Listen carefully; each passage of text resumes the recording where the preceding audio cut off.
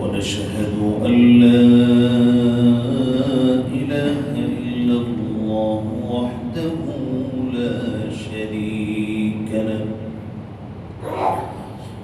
ونشهد أن سيدنا ونبينا وشفيعنا ومولانا محمدا عبده ورسوله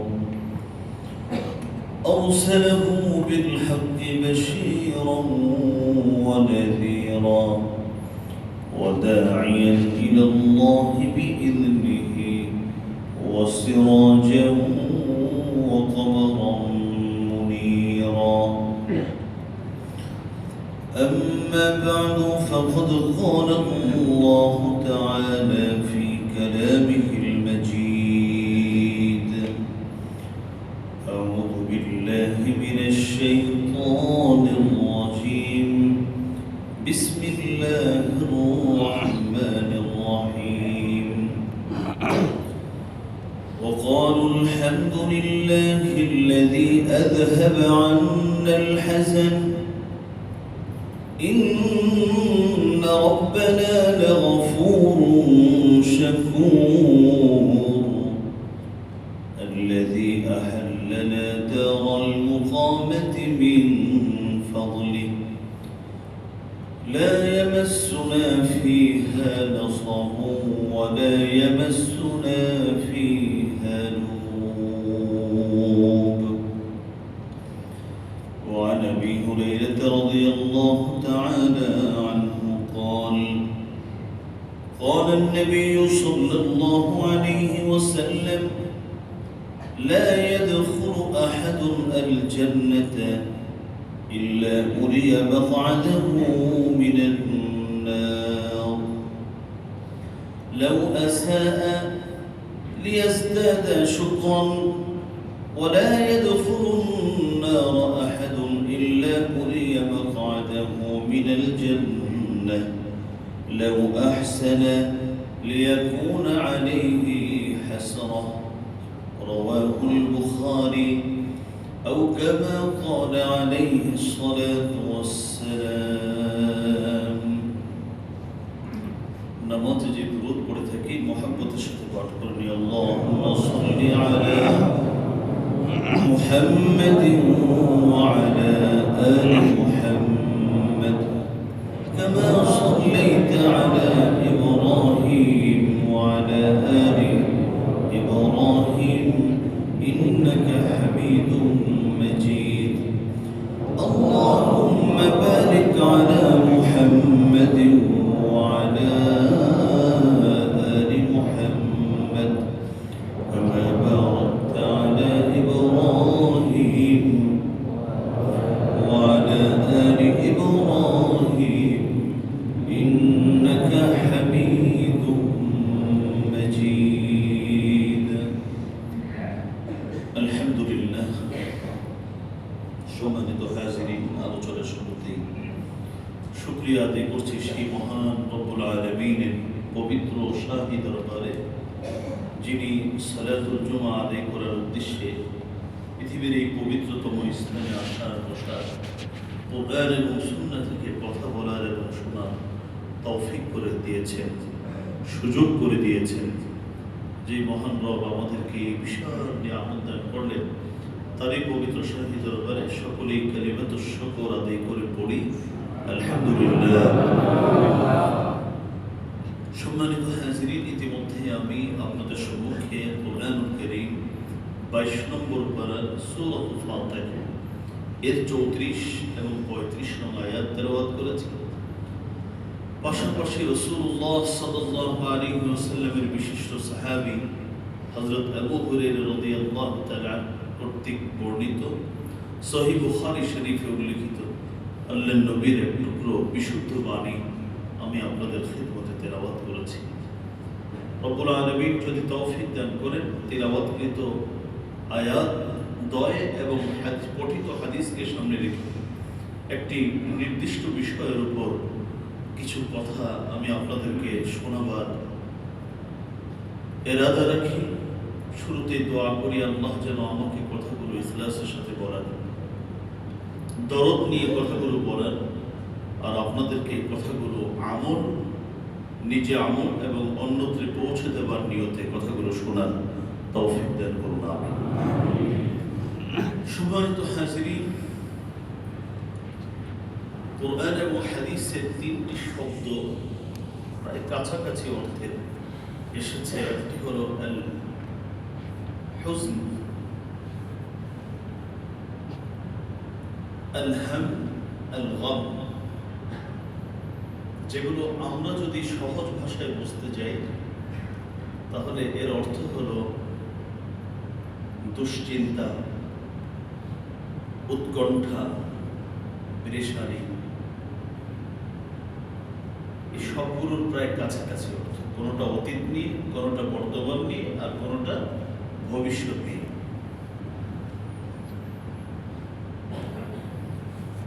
হুজন যেটা, এটা হলো অতীত নিয়ে, গম বর্তমান, আর আল হাম এটা হচ্ছে ভবিষ্যৎ। এই তিনটি শব্দের প্রায় অর্থ একই, কাছাকাছি অর্থ। দুশ্চিন্তা, যেটাকে টেনশন, পেরেশানি আমরা বিভিন্ন শব্দে চিনে থাকি। আমি এইটার উপরে কিছু কথা আপনাদেরকে শোনাবার চেষ্টা করব। দুশ্চিন্তা আল্লাহ রাব্বুল আলামিনের এমন একটা মাখলুক, একে দাওয়াত দেন আর না দেন সে আসবে। আমার এক টিচার বলতেন, এটা বেহায়া মেহমান, নির্লজ্জ অতিথি। ও মুহূর্তে মুহূর্তে ও আসবে, আপনার ঘরে আসবে, আমার ঘরে আসবে। নবীদের ঘরে এসেছিল, পৃথিবীর সব থেকে উৎকৃষ্ট মানুষের ঘরেও এই অতিথি বারংবার এসেছিল। পৃথিবীর সব থেকে নিকৃষ্ট ঘরেও এই অতিথি বারবার এসেছিল। তার কাজই হলো বিনা দাওয়াতে বিভিন্ন ঘরে আসা।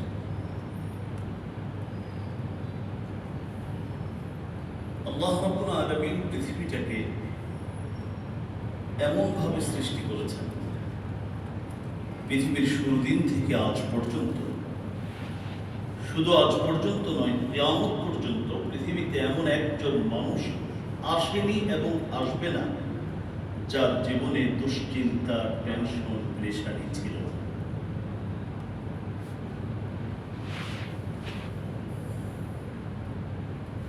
কারণ পৃথিবীটা আল্লাহ পাক এভাবেই সাজিয়েছেন। একটু আগে ভালো, এখন খারাপ, এখন ভালো, একটু পরে খারাপ। কখনো মানুষ মা বাবা সন্তানকে নিয়ে দুশ্চিন্তায় থাকে, কখনো স্বামী স্ত্রীকে নিয়ে, কখনো স্ত্রী স্বামীকে নিয়ে, কখনো একটি পরিবার তার প্রতিবেশী নিয়ে, কখনো ব্যবসা নিয়ে, কখনো চাকরি নিয়ে, কখনো সম্মান নিয়ে, কখনো আখিরাতের ভয় নিয়ে। দুশ্চিন্তা নেই। যদি কোনো মানুষ বলে আমার জীবনে কোনো দুশ্চিন্তা নেই, বুঝতে হবে উনি দুশ্চিন্তার সংজ্ঞাই বোঝেন। দুশ্চিন্তার যে সংজ্ঞা, এটা ওনার জানা। দুশ্চিন্তা, টেনশন এটা আসবেই। অথচ বিশ্ববিখ্যাত ইসলামী স্কলার আল্লামা ইবনুল কাইয়্যিম রাহিমাহুল্লাহু আযজা ওয়া জাল বলেন, চারটা জিনিস মানুষকে শেষ করে দেয়, এর মধ্যে একটা হলো দুশ্চিন্তা। অথচ মানুষ সব থেকে বেশি যার সাথে সাক্ষাৎ করে, যার সাথে থাকে, তার নাম হলো দুশ্চিন্তা। দুনিয়া তো শেষ করেই, কখনো কখনো আখিরাতকেও শেষ করে দেয়।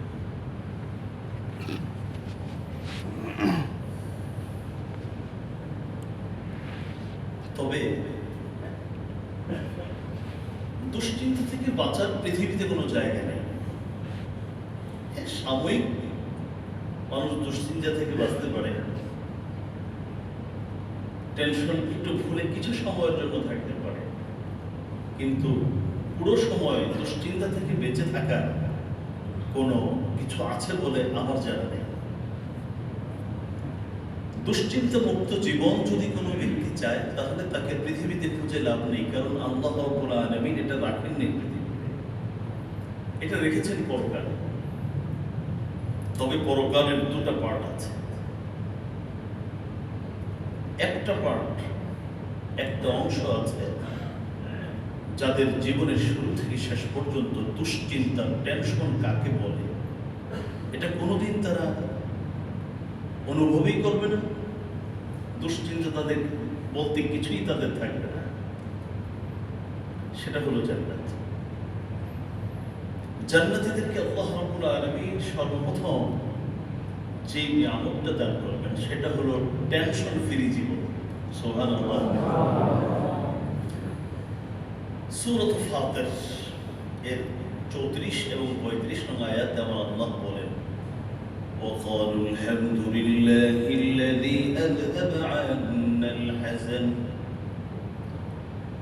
وقالوا الحمد لله الذي أذهب عنا الحزن إن ربنا لغفور شكور الذي أحلنا دار المقامة من فضله لا يمسنا فيها نصب ولا يمسنا فيها لغوب। আল্লাহ জান্নাতীদের কথা বলতে গিয়ে বলেন, জান্নাতীরা জান্নাতে প্রবেশ করেই বলবে আলহামদুলিল্লাহ, যাবতীয় প্রশংসা সেই মহান আল্লাহ রাব্বুল আলামিনের, আল্লাযী আযহাবা আন্না আল হাযান, যিনি আমাদের থেকে চিরতরে দুশ্চিন্তাকে দূর করে দিয়েছেন। এখন আর টাকাতের টেনশনও নাই, চাঁদাবাজের টেনশনও নাই, জালিমের টেনশনও নাই, ব্যবসার টেনশন নাই, পরিবারের টেনশন নাই, প্রমোশন টেনশন নাই, ডিমোশনের টেনশন নেই, কোনো টেনশন নেই, মরে যাওয়ার টেনশন নেই, অসুস্থ হওয়ার টেনশন নেই। সব টেনশন থেকে আমাকে মুক্ত করে দিয়েছে। আল্লাযী আযহাবা আন্না আল হাযান। আলহামদুলিল্লাহিল্লাযী আযহাবা আন্না আল হাযান ইন্না রাব্বানা লাগফুরুন শাকুর।